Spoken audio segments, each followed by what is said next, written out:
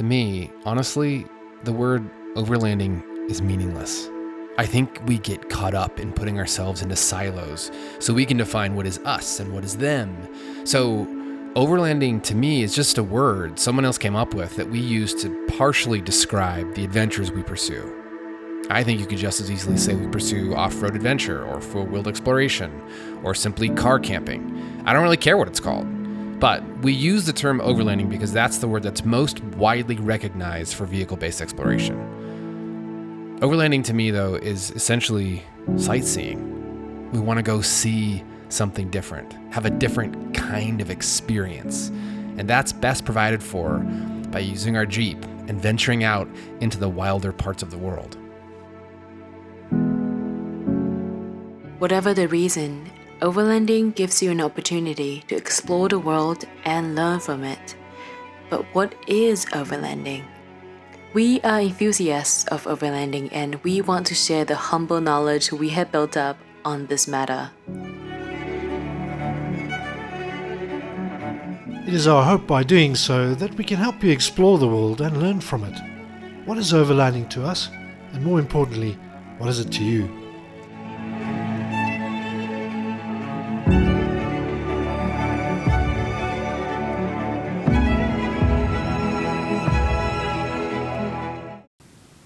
I'm Christoph and my channel is Get Out Go.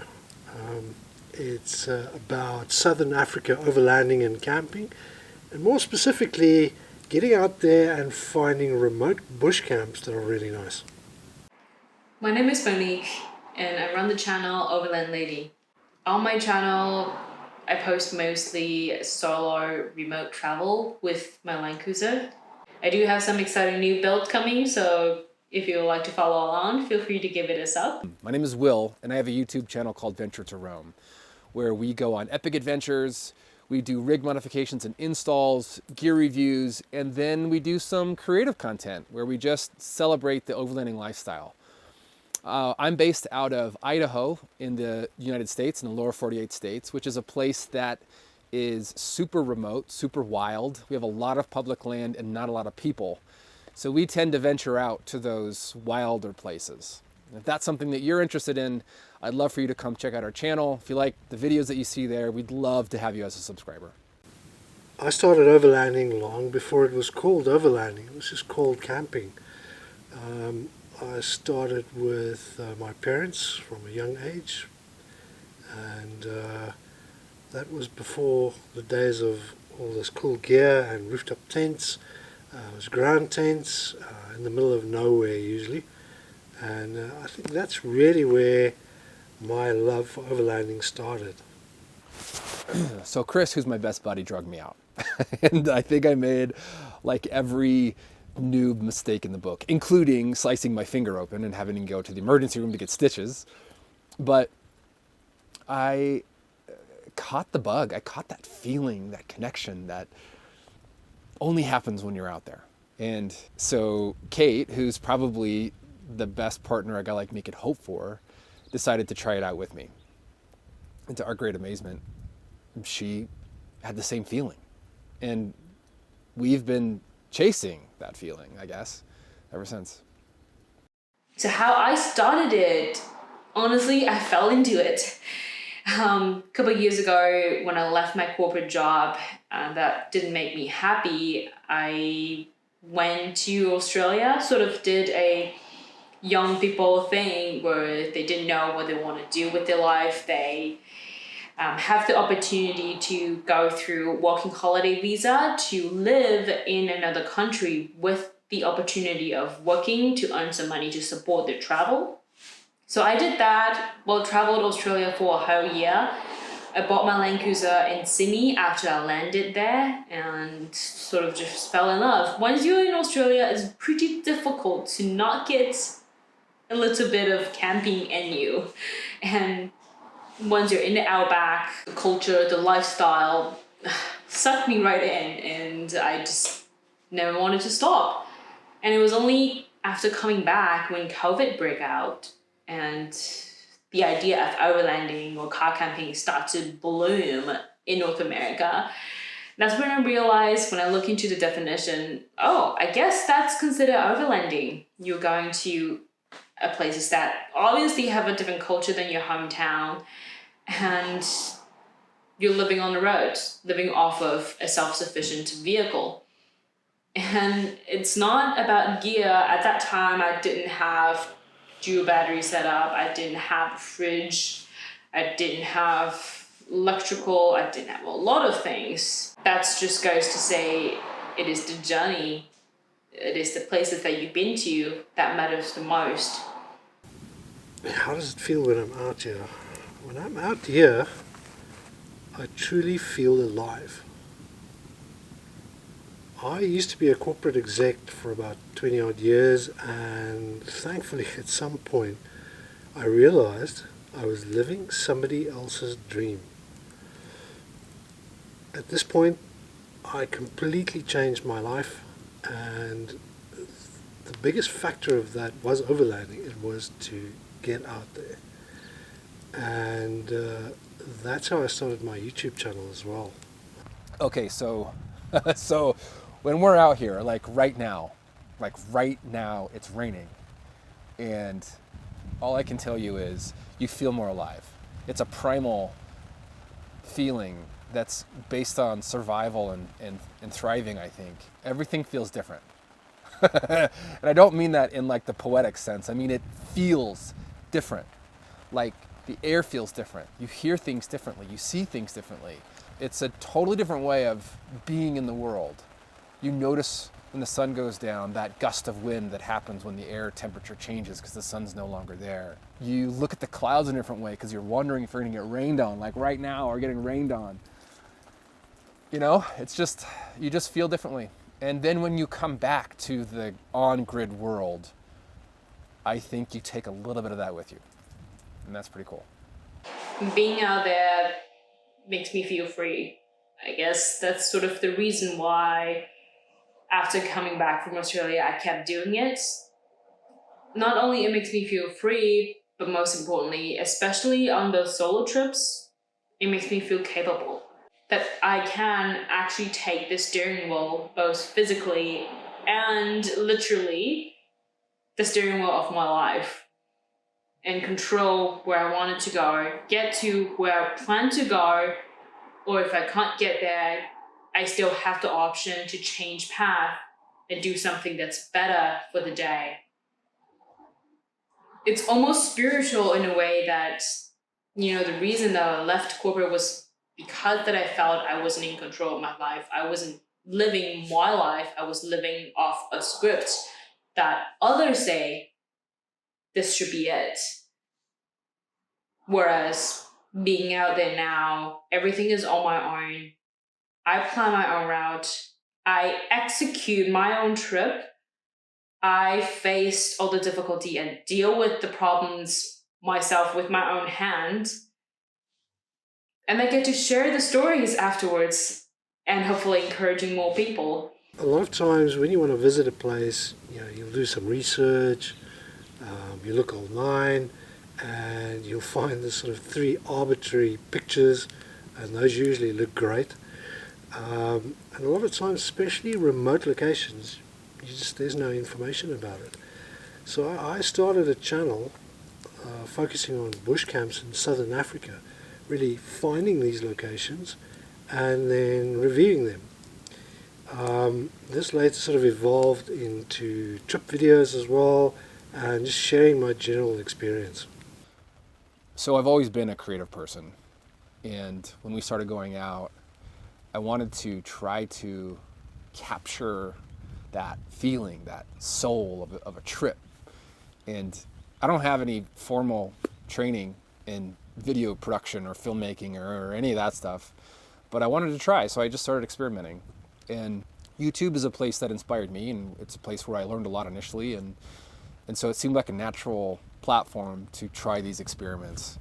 You know, now we have a little bit of an audience, which is crazy for me to think about, but also really exciting. It makes me want to do an even better job, keep improving the quality and finding that story. So it's been a really fun ride so far. And in terms of why I started YouTube, It's not like a one day thing where I wake up and thought, I want to be a YouTuber. I've always liked creating memories and collecting memories. I've been journaling since I was 9, and I still journal every day now. I have so many notebooks of them now. I started with taking photos and started posting photos online, and once I felt photos are not enough, I started to blog with more words describing the day of the shoot or what's behind the story of the scene. So sort of I started blogging with photo, and once I started going off-roading, photos don't really do the justice of how steep the hill is and this scenery we're seeing, the places we've been to. So that's where video sort of came in, and I started to learn how to film a video.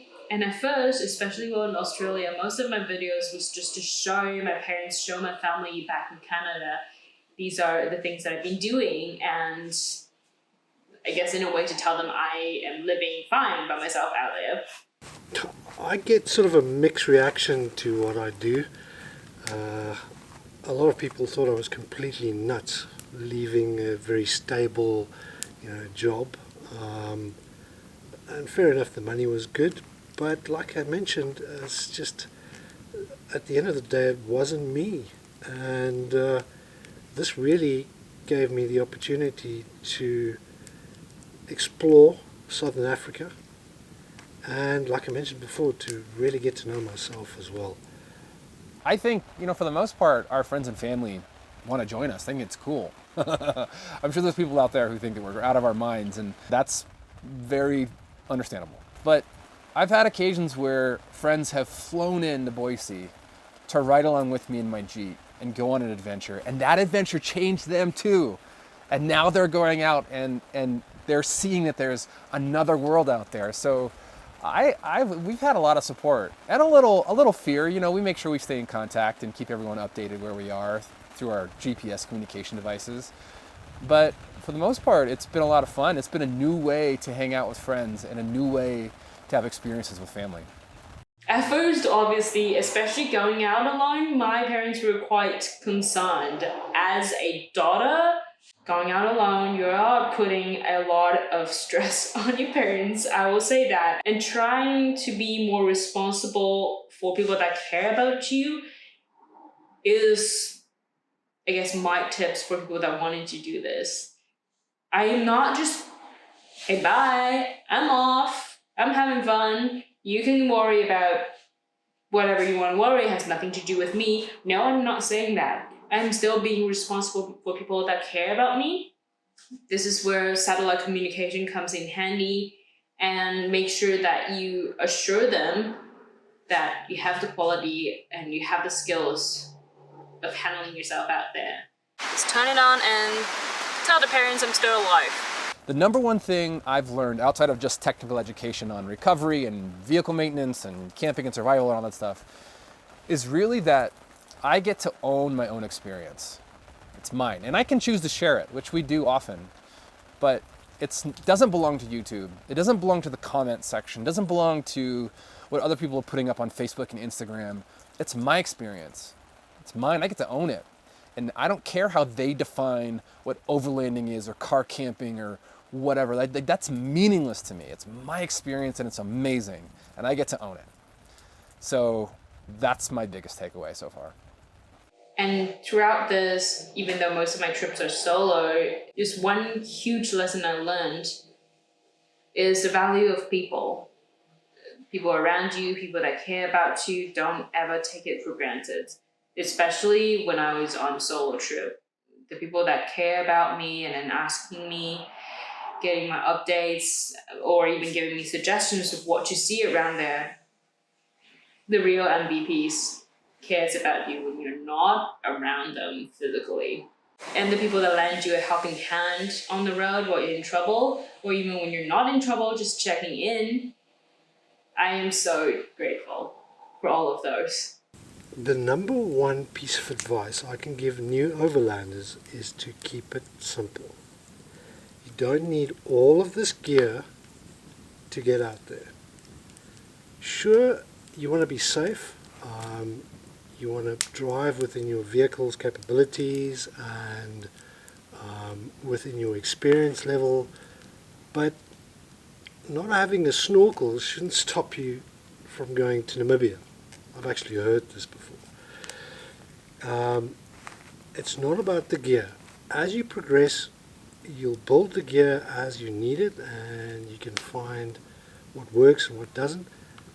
My vehicle I've built over 5 years. It's not like I went out there and kitted it and that's it and off we go overlanding.